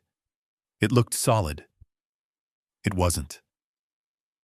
I pulled a thick envelope from my passenger seat. It wasn't a letter I had written. It was an automated notice from the private equity firm that held the mortgage note. I had structured the mortgage on the house as a commercial balloon note. It was a common instrument in my line of work. It offered low-interest payments for a set term with the full balance due at maturity. But there was a covenant, a trigger clause. The borrower must maintain a debt service coverage ratio of 1.5. Basically, it meant the borrower had to have enough cash flow to pay the mortgage 1.5 times over. For 3 years, my income had satisfied that ratio. But as of this morning, I was no longer the borrower. Brittany and Courtney were, and their income was 0. Their debt service coverage ratio wasn't 1.5. It was negative. The computer at the equity firm had run its daily audit at noon. It saw the change in guarantor. It saw the lack of income verification for the new owners. It saw the frozen assets at the bank. And it spat out a notice of acceleration and intent to foreclose. I walked up to the gate. I couldn't get to the front door, so I taped the envelope to the black iron bars of the gate right under the keypad where they would enter their code. The notice was bright orange. You couldn't miss it. It stated in bold letters, "Notice of default. Immediate payment of $1.8 million due. Property seizure imminent." I stepped back and admired the placement. It was the first thing they would see when they came home from their disastrous meeting. They would pull up in their luxury cars, exhausted, terrified, their bank accounts frozen, their inventory gone. They would be looking for sanctuary. They would be looking for the one thing they thought they had secured. The house. Mom's house. And they would find a neon orange sticker telling them that the house was no longer a home. It was a liability. I walked back to my truck. My phone rang. It wasn't Brittany. It wasn't Courtney. It was Pendergast. I let it ring. I watched the name flash on the screen. He was calling to beg. He was calling to threaten. He was calling to ask if we could make a deal. There were no deals. The contract was signed. The ink was dry. The addendum was notarized. I let the call go to voicemail. I drove away. I turned on the radio. Classical music filled the cab of the truck. Mozart's Requiem. Fitting. As I drove back toward the city, I thought about the sheer speed of modern finance. It used to take weeks to ruin a man. Now with algorithms and automated covenants, you could dismantle a life in the time it took to eat a sandwich. Brittany and Courtney had spent 3 days planning my demise. They had spent hours crafting their insults. They had reveled in their cruelty. I had destroyed them in 3 hours without raising my voice. The phone rang again. This time it was Brittany. I answered. I put it on speakerphone so I could hear the desperation clearly over the sound of the rain. "Wallace," she screamed. Her voice was unrecognizable. It was raw, hysterical. "Wallace, what did you do, the bank?" "My cards, they aren't working. I am at the gas station, and I can't even buy water." "Hello, Brittany," I said calmly. "I am afraid I can't help you. I am just a squatter living in a motel. I don't have any money." "Remember you did this, you froze my accounts." "I did nothing of the sort," I said. "I simply removed my protection." "You wanted to be the owner. You wanted the crown." "Well, heavy is the head, Brittany. The bank is just protecting its investment. Since you are the new owner, and since the business has no liquidity, the bank has exercised its right to secure your personal assets. It is standard procedure for high-risk borrowers." "High risk? I am not high risk. I am a Davis. You are unemployed." "Brittany, you have a mortgage you can't pay. You have a business with $4 million in debt and no inventory. To the bank, you aren't a Davis. You are a liability." "Fix it!" she shrieked. "Fix it right now, or I swear to God!" "You swear what?" I interrupted, my voice turning cold. "You will go to the police. Go ahead. Tell them you stole $50,000 from a dying woman. Tell them you forged a power of attorney. I have the bank records, Brittany. I have the timestamps. I have the security footage from the house showing you looting the place before probate was even opened." Silence. Heavy breathing silence. You have footage," she whispered. "I installed the cameras, Brittany. I paid for the cloud storage. I have everything. Every conversation, every threat, every stolen vase." "Wallace, please," she sobbed. "I am scared. They took all my money." I hung up. I didn't feel pity. I felt a grim satisfaction. She was scared. Good. Jennifer was scared when she was dying, worried about what would happen to her girls. She asked me to take care of them. And I was. I was teaching them the most valuable lesson of their lives. I pulled into the valet stand at the Four Seasons. The attendant opened my door. "Welcome back, Mr. King." I handed him the keys to the Ford. "Keep it close," I said. "I might need to go to a foreclosure auction soon." I walked into the lobby, the gold and marble shining under the chandeliers. I was alone, but I wasn't lonely. I had my dignity. I had my honor. And somewhere in the dark, cold mansion on the hill, my stepdaughters were learning that when you strip a man of everything, you leave him with nothing to lose. And a man with nothing to lose is the most dangerous creature on earth. The orange sticker on the wrought iron gate was glowing under the security lights like a radioactive warning sign. Brittany clawed at the adhesive, her manicured nails chipping against the cold metal, but the notice of default refused to peel away cleanly. It tore in jagged strips, leaving the bold words "property seizure" still visible for the entire neighborhood to see.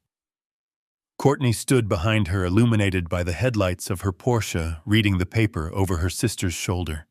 Her face was a mask of pure, unadulterated terror. $4 million, Courtney whispered, the words choking her. "The notice says the principal balance is $4.2 million. Brittany, you said the house was paid off. You said Mom owned it free and clear. You said Wallace was just a squatter living off her dime. Brittany spun around, her eyes wild. The composure she had maintained during the meeting with Pendergast, the arrogance she had worn like armor at the funeral, was gone. She looked like a trapped animal. "Shut up," Brittany hissed. "It is a mistake. It has to be a mistake." Mom was the face of the company. She was on the cover of Design Weekly. You do not get foreclosed on if you are famous. Wallace did this. He hacked the bank. He messed with the accounts. He did not hack the bank, you idiot. Courtney screamed, her voice cracking and echoing down the quiet, wealthy street. He was the bank. Did you not listen to the lawyer? He was the guarantor. He was paying the mortgage. He was paying the vendors. He was the money, Brittany. We just kicked out the money. Courtney lunged at her sister. It was a clumsy, desperate shove born of panic and the sudden realization that her trust fund lifestyle had just evaporated. Brittany stumbled back against the gate, the iron bars rattling. "You told me he was a leech," Courtney shrieked, tears streaming down her face, ruining her makeup. "You told me if we got rid of him, we would split the profits." "What profits? We are $4 million in the hole. My cards are frozen. My rent is due. I have nothing." Brittany shoved her back. "Stop it. We have to think. We have to fix this. We just need to talk to him." "Talk to him," Courtney laughed hysterically. "We just evicted him. We threw his clothes in the mud. We laughed at him. We threatened to frame him for abuse. Do you think he is going to want to chat? He is an old man," Brittany insisted, though her voice wavered. "He is weak. He loved Mom. He is probably crying in that motel right now, missing us. He wants to be a father figure. We just need to go there. Cry a little. Tell him we were stressed. Tell him we made a mistake. We play the grieving daughters. He will fold. He always folds." It was a desperate, delusional plan born from a lifetime of getting their way. They truly believed that tears were a currency that never devalued. They believed that Wallace, the quiet man who fixed the dripping faucets and drove an old truck, was incapable of holding a grudge.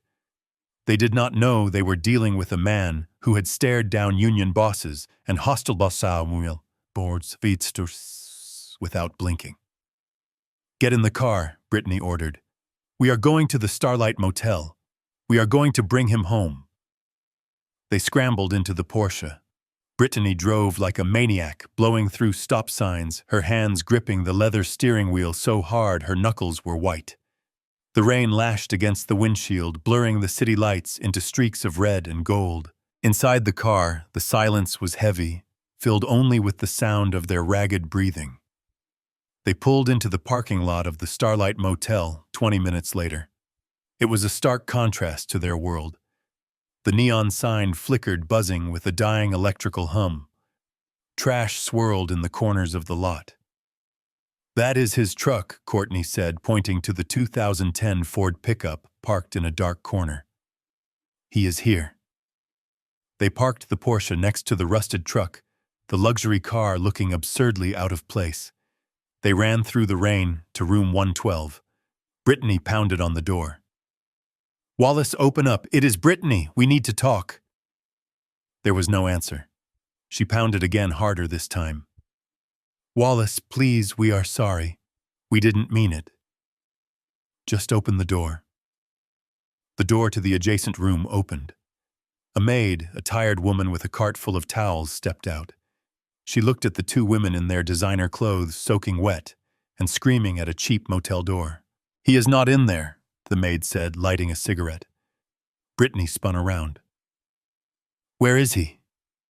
"We see his truck." "He left the truck," the maid said, exhaling a plume of smoke. "Said he didn't need it anymore. Said it didn't fit his style." "What do you mean?" Courtney asked, stepping forward. "Where did he go? A car came for him about an hour ago," the maid said, leaning against her cart. "A big, black car. A Bentley, I think." Driver in a uniform and everything. Carried his bag like it was full of diamonds. A Bentley? Brittany whispered. Yeah. The driver called him Mr. King. Asked if he wanted to go straight to the Four Seasons. The old guy just smiled and said, Yes. Take me home. The Four Seasons. Brittany and Courtney looked at each other. The Four Seasons was the most expensive hotel in the city. The presidential suite cost more for one night than Wallace's truck was worth. He has money, Courtney stammered. He has real money. He played us, Brittany hissed, her eyes narrowing. He pretended to be poor so we would underestimate him. He set us up. We have to go there, Courtney said. If he is at the Four Seasons, he has the cash to fix this. We have to beg. We have to get on our knees if we have to. They ran back to the car. The drive to downtown Seattle was a blur of panic. The reality of their situation was sinking in deeper with every mile. The frozen accounts, the foreclosure notice, the debt. They were not just broke, they were ruined. Wallace was not just their stepfather anymore. He was their only lifeline. They pulled up to the valet stand of the Four Seasons. The hotel was a fortress of glass and light, a beacon of wealth. The valet looked at their wet clothes and the mud on their shoes with a polite disdain as he opened the car door. We are here to see Wallace King, Brittany demanded, marching into the lobby. The lobby smelled of expensive lilies and old money. It was quiet, the kind of quiet that costs thousands of dollars. Brittany rushed to the front desk. What room is Wallace King in? She asked the concierge. I am afraid I cannot disclose guest information, the concierge replied smoothly. He is our father, Courtney shouted, causing a couple in the lobby to turn and stare. It is an emergency. At that moment, the elevator doors chimed. They turned. Walking out of the elevator was a man they barely recognized. It was Wallace, but it wasn't the Wallace they knew. The stooped posture was gone. He stood tall, his shoulders squared. The flannel shirt and stained khakis were replaced by a charcoal gray suit that fit him like a second skin. The fabric shimmered under the chandelier lights. He wore a watch that caught the light, a Patek Philippe that cost more than a house. He was flanked by two men. One was Leonard Katz holding his briefcase. The other was the hotel manager listening intently to whatever Wallace was saying. Wallace Brittany screamed. She ran across the lobby, her heels clicking on the marble floor. Courtney followed, looking small and terrified. Wallace stopped. He turned slowly. He looked at them not with anger, but with the detached curiosity of a scientist observing a failed experiment. Hello, Brittany. Courtney. Dad, Brittany gasped, reaching for his arm. You have to help us. The bank, the house, everything is frozen. We didn't know. We are sorry. We were just grieving. Please, you can't let us lose the house. Wallace stepped back, avoiding her touch. He adjusted his cufflink. I am not your father, Brittany. You made that very clear yesterday. You said I was a husband for 3 years. A blip. We didn't mean it, Courtney sobbed. We were angry. We love you, Wallace looked at her. He looked at the pearl necklace she was still wearing. You love the idea of a safety net, he said calmly. You love the money. But the money is gone. Or rather, my money is gone from your accounts. You wanted the assets. You have them. But the debt, Brittany cried. It is $4 million. We can't pay that. Then I suggest you declare bankruptcy, Wallace said. It is a painful process, but you learn a lot from it. I used to guide companies through it. It builds character. He signaled to the doorman. The heavy glass doors swung open. A silver Bentley Mulsanne was waiting at the curb, its engine purring. The driver stepped out and opened the rear door. Where are you going? Brittany asked, her voice rising to a shriek. You can't just leave us here. I'm going to dinner, Wallace said. I have a reservation. And then I am going to look at some real estate. I hear a property I used to live in might be coming onto the market very cheap at a foreclosure auction." He stepped toward the car. Wallace Courtney grabbed his sleeve. "Please, we have nothing." "You have exactly what you earned," Wallace said gently, removing her hand from his suit. He got into the car. The heavy door closed with a solid thud, sealing him inside a world of silence and luxury. Through the tinted glass, they could see him pick up a newspaper. He didn't look at them. He didn't wave. The car pulled away, merging into the traffic of the rainy city night. Brittany and Courtney stood on the sidewalk, the rain soaking their hair, the cold seeping into their bones. Behind them, the warm golden light of the hotel lobby beckoned, but they knew they weren't welcome there. They were on the outside now. Courtney looked at her sister. Her face was a mask of despair. "He is going to buy the house," she whispered. "When the bank takes it, he is going to buy it back." Brittany stared at the taillights of the Bentley disappearing into the distance. "He planned this," she muttered. "He planned the whole thing." "No," Courtney said, shivering. "We did this." We handed him the gun and asked him to pull the trigger. They stood there for a long time, two queens without a kingdom, realizing for the first time that the man they had called a loser had just won the game before they even knew they were playing. The Bentley was gone. The money was gone. And the only thing they had left was a necklace that didn't belong to them and a debt that would follow them for the rest of their lives. The collapse of the Davis sisters' world did not happen in slow motion. It happened at the speed of a fiber optic cable transmitting a foreclosure order. 48 hours after I walked out of Pendergast's office, the machinery of the banking system, which I had helped design and weaponize over 40 years of corporate warfare, began to grind them into dust. I watched it all from the comfort of my suite at the Four Seasons. I didn't need to be there to see it. The reports came in from Leonard in real time. First, the repossession agents arrived. Brittany was at a coffee shop trying to use a credit card that had already been flagged as delinquent when a tow truck backed up to her Mercedes G-Wagon. She screamed. She threw her latte at the driver. She called the police. But when the officers arrived, they didn't arrest the repo man. They looked at the court order on his clipboard, shrugged, and told her to clear her personal items out of the vehicle. She stood on the sidewalk holding her yoga mat and a bag of gym clothes, watching her status symbol disappear around the corner. Courtney fared no better. The eviction notice for her luxury apartment wasn't just a piece of paper taped to the door. It was a sheriff's deputy standing in her hallway, arms crossed, giving her 20 minutes to pack a bag, because the lease guarantor had revoked security and the landlord had exercised an immediate clause for insolvency. She left with 2 suitcases and the pearl necklace she still refused to pawn, crying into her phone to friends who had suddenly stopped answering her calls. But the main event, the final act of this tragedy, was the house, Jennifer's house. Because the commercial loans were cross-collateralized with the residential deed, the default on the business triggered an immediate foreclosure on the estate. Usually this process takes months, but Pendergast in his incompetence had allowed them to sign a deed in lieu of foreclosure provision buried in the original loan documents I had structured. It meant that upon default, there was no grace period. There was no mediation. The property went straight to the auction block. The auction was scheduled for a Tuesday morning, 10 days after the funeral. It was held on the wet gray steps of the King County Courthouse. It was a public spectacle, open to vultures, investors, and anyone with a cashier's check and a lack of conscience. I arrived in the Bentley. The rain was falling in sheets, turning the city into a watercolor painting of gloom.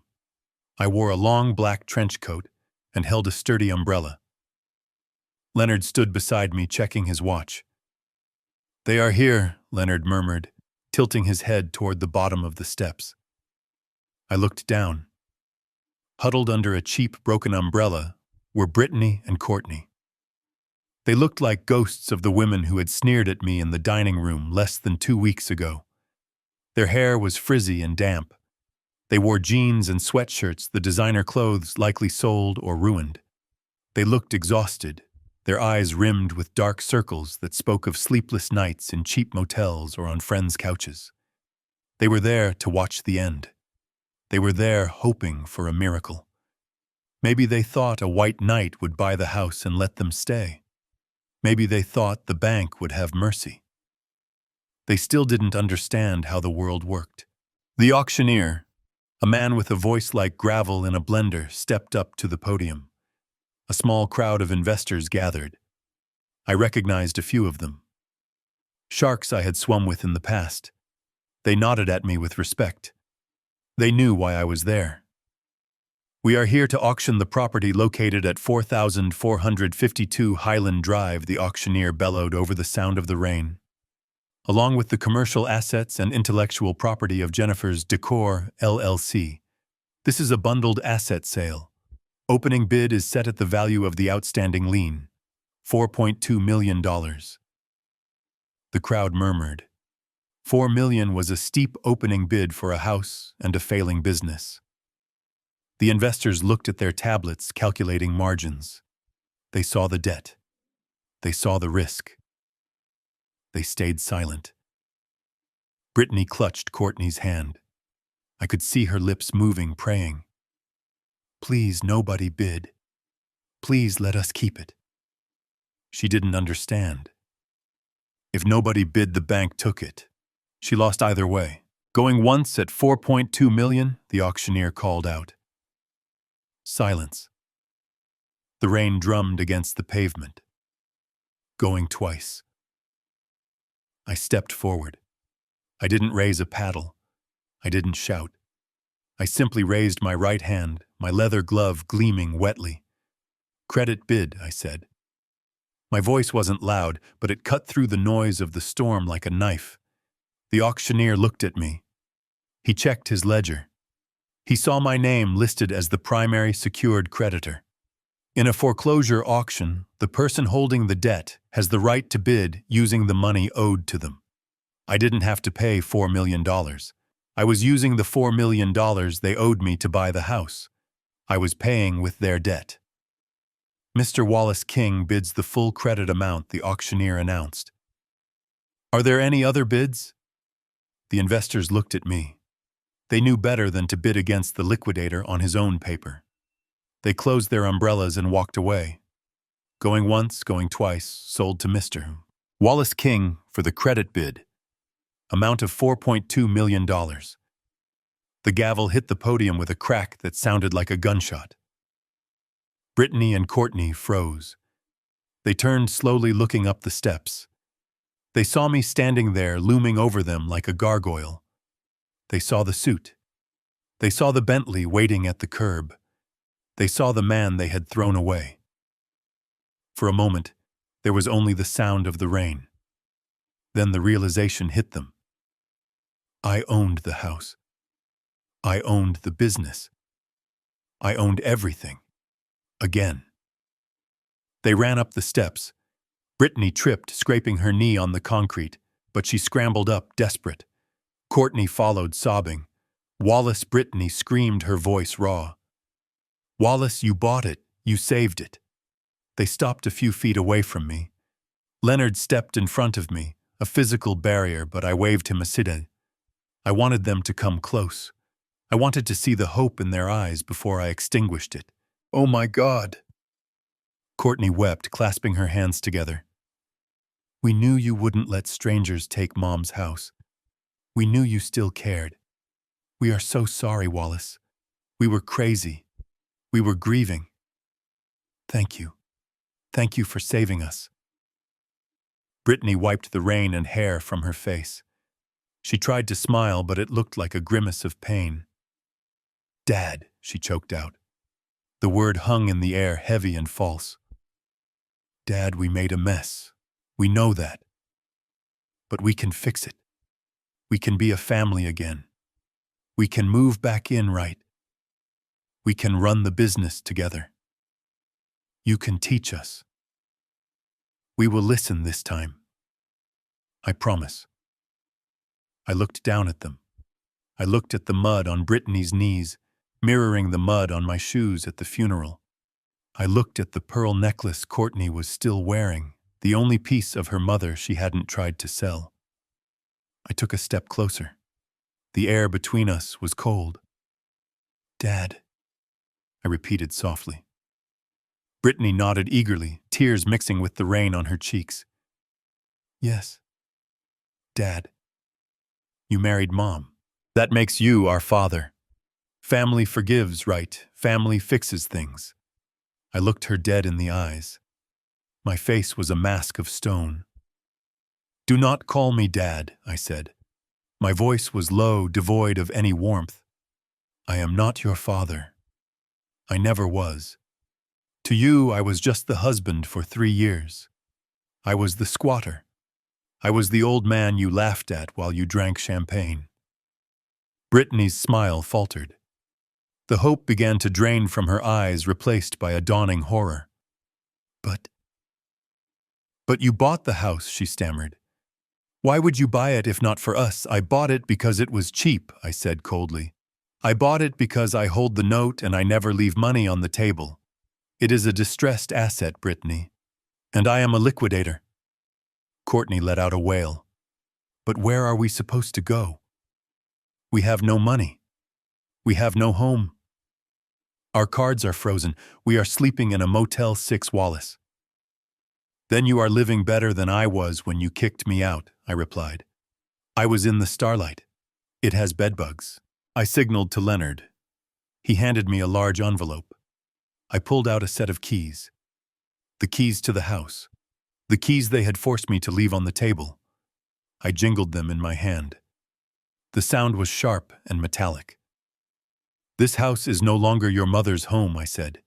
"It is a property owned by WK Holdings, and as of this moment you are trespassing on my steps." Brittany fell to her knees. It wasn't a theatrical gesture. Her legs just gave out. She grabbed the hem of my trench coat. "Please," she begged, sobbing uncontrollably. "Please, Wallace, we have nothing. Mom would want you to help us. Mom would hate this." "Do not speak about your mother," I snapped, pulling my coat from her grip. "Your mother asked me to take care of you, and I did. I kept you afloat for 3 years while you bled the company dry. I tried to give you the legacy. You threw it back in my face because you wanted the cash." I leaned down, bringing my face close to hers. "You wanted to be independent women. You wanted to own the world. Well, congratulations. You are now independent. You own nothing. You owe $4 million. That debt didn't disappear just because I bought the collateral. The deficiency judgment is coming next. You will be paying me for the rest of your lives." Courtney stared at me, her mouth open in shock. You are going to make us pay the rest," every cent, I said. "Every latte, every vacation, every insult." I straightened up. I looked at the security guards standing by the courthouse doors. I nodded to them. "Remove them," I said. "They are harassing the owner." The guards stepped forward. Brittany screamed as they grabbed her arms. Courtney tried to run, but she slipped on the wet steps and fell hard. They dragged them away, their heels scraping against the concrete, their cries echoing off the stone pillars of the courthouse. "Wallace, you can't do this. We are family." I turned my back on them. I walked down the steps to the waiting Bentley. The driver opened the door for me. The interior was warm and smelled of leather. I sat down and brushed the rain from my coat. Leonard slid in beside me. He looked out the window at the 2 women being escorted off the property, screaming into the rain. "Are we done?" Leonard asked quietly. I looked at the keys in my hand. I thought about the house. It was full of bad memories now. It was tainted. "Not yet," I said. "There is one last thing I need to show them before I close the book." I pulled a small leather-bound book from my inside pocket. It was Jennifer's diary. I had saved it from the nightstand before I left the house the first time. I hadn't shown it to them because I thought it would be too cruel. But cruelty was the only language they understood. "Drive to the motel where they are staying," I told the driver. Leonard raised an eyebrow. You are going to visit them? No, I said. I am just going to drop off a package. They need to know who their mother really was. They need to know that they didn't just kill their relationship with me. They spit on the only person who ever truly protected them. The car pulled away from the curb, gliding silently through the rain. I watched the city pass by, a blur of gray and steel. I felt empty, but it was a clean emptiness. The rot was gone. The parasite had been removed. Now all that was left was to cauterize the wound. The Motel 6 was located off the interstate, a bleak stretch of asphalt illuminated by flickering sodium lights. It was the kind of place where people went when they had run out of options, a halfway house for the desperate and the broken. The Bentley glided into the parking lot like a shark entering a goldfish pond. The contrast was offensive. The silver paint of the car reflected the neon vacancy sign, a beacon of wealth in a sea of poverty. Leonard stayed in the car. He offered to come with me to be the witness, but I shook my head. This wasn't a legal proceeding. This was a family matter. Or rather, the final severance of one. I walked up the concrete stairs to the second floor. The wind whipped rain against my face, but I didn't feel it. I was numb. I found room 204. I could hear the television blaring inside, a mindless drone to drown out the silence of ruin. I knocked. 3 sharp raps. The volume of the television lowered. I heard footsteps. The door opened a crack, the safety chain pulled taut. Brittany peered out. Her eyes were red and swollen, her mascara smeared across her cheeks like war paint. She looked at me, and for a second, a spark of hope ignited in her gaze. She thought I had come to rescue them. She thought I had come to bring them back to the mansion, to tell them it was all a cruel lesson and that the nightmare was over. Wallace, she breathed, fumbling with the chain. She threw the door open. You came. I knew you would come. I stepped into the room. It smelled of stale pizza and cheap air freshener. Courtney was sitting on one of the twin beds, wrapped in a thin, scratchy blanket. She looked up, her face pale. Did you bring money? Courtney asked, her voice cracking. We are hungry, Wallace. The vending machine took my last $1. I looked at them. 2 women in their 30s, reduced to children waiting for an allowance. I did not bring money, I said, closing the door behind me to shut out the wind. I brought the truth. The hope vanished from Brittany's face, replaced by a sullen anger. If you are just here to gloat, get out. We know you won. You took the house, you took the business. Are you happy now? I walked over to the small round table near the window and placed the leather-bound book on it. It was Jennifer's diary. It was worn at the corners, the leather softened by the oils of her hands. She had written in it every night. Do you know what this is? I asked. Brittany looked at the book. That is Mom's journal. Yes, I said. I saved it from the nightstand before I left the house the first time. I didn't want you to throw it in the dumpster like you did with our wedding photo. Courtney scoffed. We wouldn't have thrown it away. We loved Mom. Did you? I asked softly. Or did you love what she gave you? I opened the book. The pages were filled with Jennifer's looping script. I turned to a bookmark I had placed earlier. It marked a date from 5 years ago. September 14th. Read this, I said, pointing to the entry. Brittany hesitated. She looked at Courtney, then walked to the table. She looked down at the page. Read it out loud, I commanded. Brittany swallowed hard. She began to read, her voice trembling. September 14th. I can't stop shaking. The letter came today from the IRS. They are auditing the last 7 years. I called the accountant and he quit. He said he won't go to jail for me. I don't know what to do. The money is gone.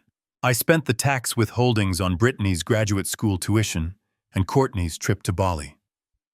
I cooked the books to hide the losses. If they look closely, they will see the fraud. They will see I embezzled from the employee pension fund to pay the mortgage. Brittany stopped. She looked up at me, her eyes wide with shock. What, she whispered. Mom. Mom embezzled. Keep reading, I said. I am going to prison. I know it. I can't tell the girls. It would destroy them. They think I am a success. They think the money is endless. I am a failure. I am a criminal. I stood on the balcony tonight and thought about jumping. I just want it to stop. Courtney let out a sob. She covered her mouth with her hand. Mom wanted to kill herself, she choked out. Read the next entry, I said. Dated 3 weeks later. Brittany turned the page. Her hands were shaking so badly she almost tore the paper. October 5th. I met a man today. His name is Wallace. He came into the store looking for a sofa. We started talking. I don't know why, but I broke down. I told him everything. I told him about the audit. I told him about the pension fund. I expected him to run. Instead, he asked to see the ledgers. Brittany paused. She looked at me. I stood there, stone-faced. October 7th. Wallace came back. He brought a briefcase. He didn't bring flowers. He brought a check. He paid the IRS. He paid the pension fund back. He restructured the debt. He told me he used to fix broken companies for a living. He told me he could fix this, but I had to promise never to touch the accounts again. He saved me. He literally saved my life. I asked him why. He said he was tired of seeing beautiful things destroyed by bad math. He is my angel. If not for him, I would be in handcuffs. If not for him, the girls would know their mother is a fraud. Brittany closed the book. The silence in the room was heavier than the debt I had saddled them with. You paid the IRS, she whispered. I paid the IRS $1.5 million in back taxes and penalties, I said. I replenished the employee pension fund you two drained with your lifestyle. I kept your mother out of federal prison. Courtney stood up. She walked over to the book and touched it as if it were a holy relic. We didn't know, she said. She never told us. Of course she didn't, I snapped. She wanted to protect you. She wanted you to see her as the successful queen, not the desperate criminal. She lived in terror that you would find out she was a fraud. She leveraged her soul to buy your affection. I looked at them, my gaze piercing through their tears. You called me a squatter. You said I was a gold digger who latched onto a rich widow. The truth is, your mother was destitute when I met her. I didn't marry her for her money. I married her to save her from yours. Brittany sank onto the bed. She looked at her hands. All the money. The cars. The tuition. Stolen, I said brutally. It was stolen money, and I paid it back. Every cent you spent for the last 5 years came from my pocket, laundered through the business so you wouldn't feel guilty. I let you despise me. I let you treat me like a servant because I promised her I wouldn't shatter your illusion. But then she died. I continued, my voice dropping to a dangerous whisper. And instead of mourning her, you attacked me. You attacked the only person who knew the truth and kept the secret. You tried to destroy the architect who was holding up the ceiling. Courtney looked at me, her face wet with tears. We destroyed our own safety net, she realized. You didn't just destroy it, I said. You set it on fire and danced around the flames. You threatened to frame me for abuse me. The man who spent his retirement savings keeping your mother out of a cage. I picked up the diary. I held it out to Brittany. Take it, I said. Keep it.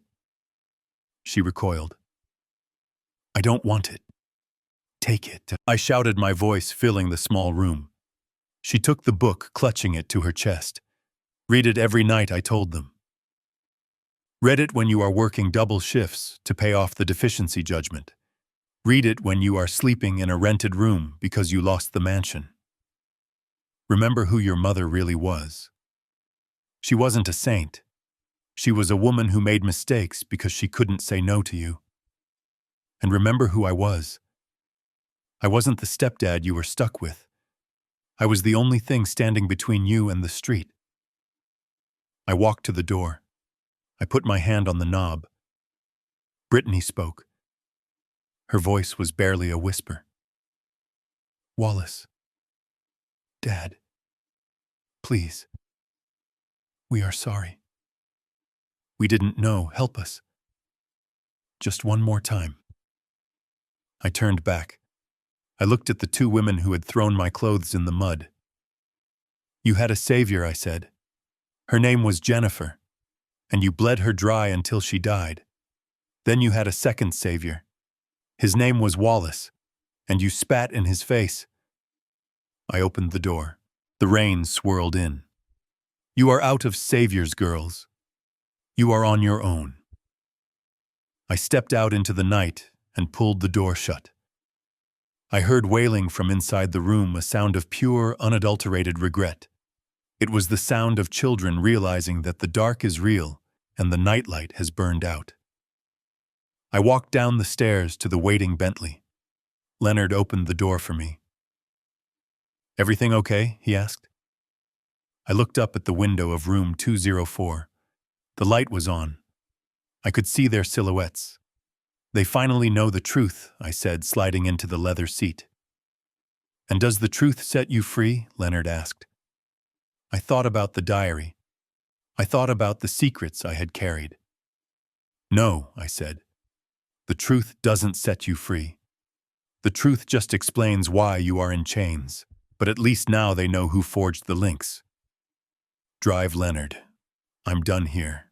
The car pulled away, leaving the motel, and the Davis sisters behind in the rearview mirror, shrinking until they were nothing but a speck of light in the vast, indifferent darkness. The debt was called.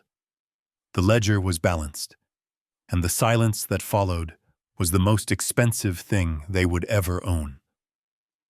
The tragedy of Brittany and Courtney wasn't just about losing a fortune. It was about the fatal arrogance of judging worth by appearance. They mistook silence for submission and kindness for weakness, never realizing that the man they despised was the only pillar holding up their sky. Greed acts like a blindfold, making us see people as obstacles rather than benefactors.